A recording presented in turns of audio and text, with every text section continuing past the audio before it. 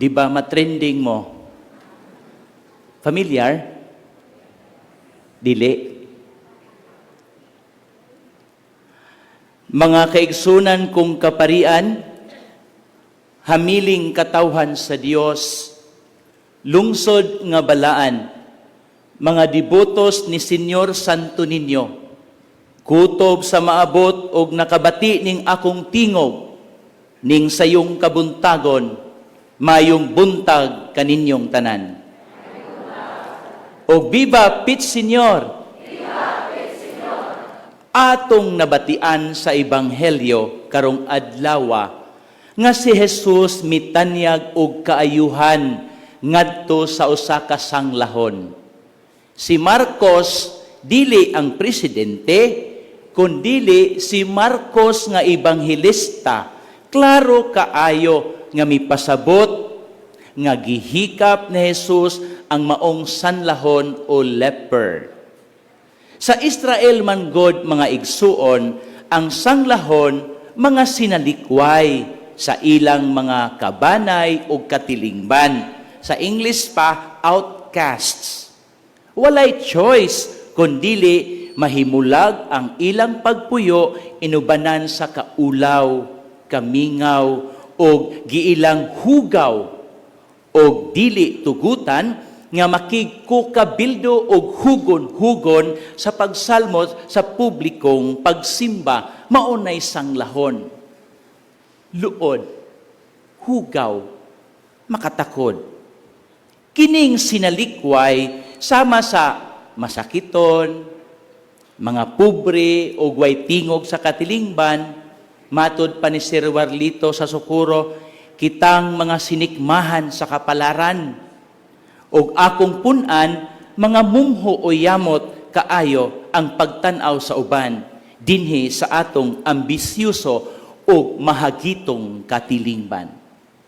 Pero, bisan pa ni ana, gihikap ni Jesus o gitanyagan o kaayuhan ang maong sanglahon, bisan sinalikway.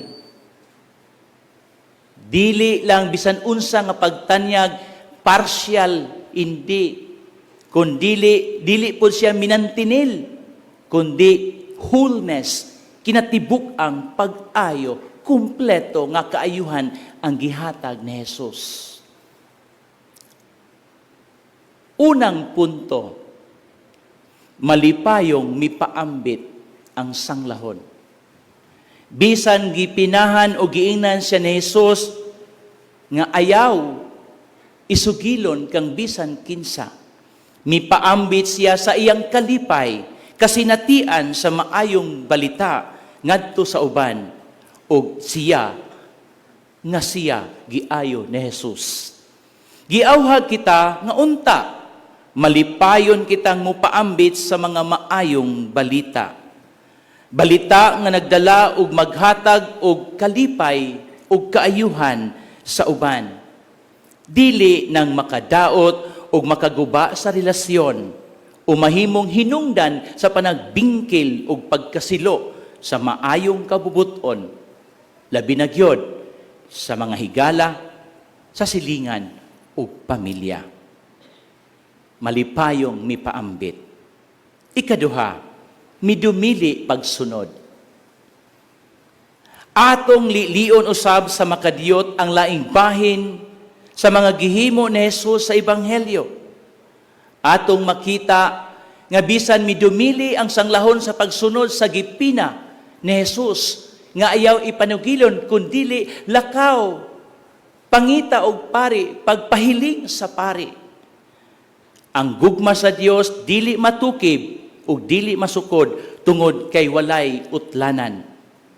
Ang iyang pag-ayo sa sanglahon nga kahibalo siyang dili kaayo mamati sa iyang isulti, apan ang Ginoo wala gayud mo hikaw o mo dumili niini kaniya, timan-e, sa dili pa kita mo buhat, kibaw na ang Dios kung unsay atong buhaton.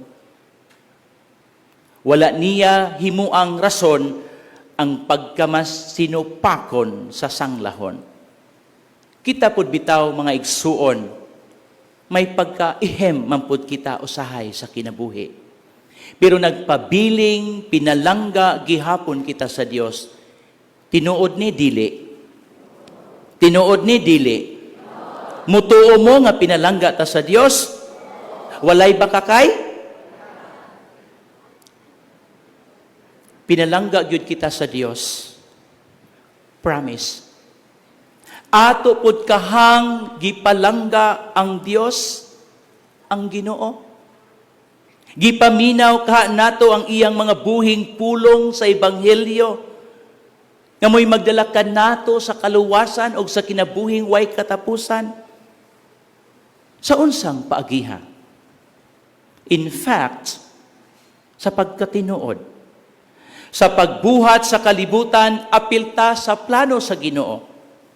Let us make man in our image and likeness.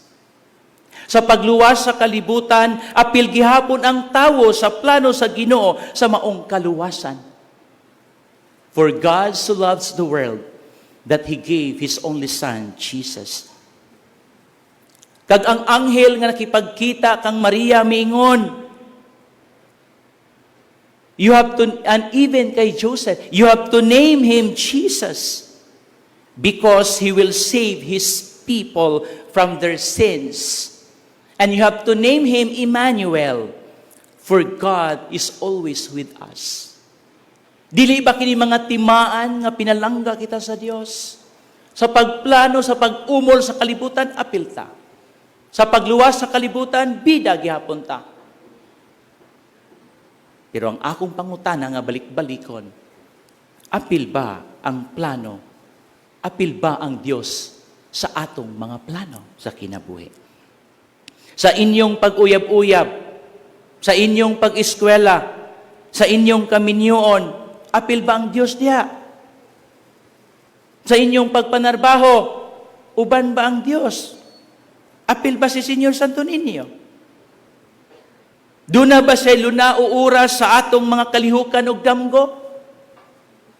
Unya, mangutana dayon ta, kapoy na kaayo ko, nalibog ko unsay buhaton, na-stress ko sa ako makauban, nahadlo ko nga dili ko makapasar.